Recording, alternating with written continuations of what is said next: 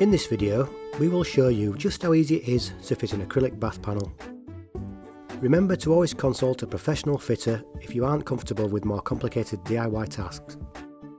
Start by offering up the new panel to the side of the bath. Make note of any skirting boards, pipes or uneven surfaces, and then make the necessary adjustments to the panel. Place the panel back in position against the bath and using a spirit level, check that the panel fits correctly. For the next step, you will need a length of rebated timber for each panel you are fitting. You can purchase this, but a strip of timber fixed to a wooden batten will work just as well. Mark where the panel sits against the floor using your spirit level and line the timber up against these marks. The rebate should allow enough room for the bottom lip of the panel. Using this as a guide, make the necessary adjustments to the batten's position.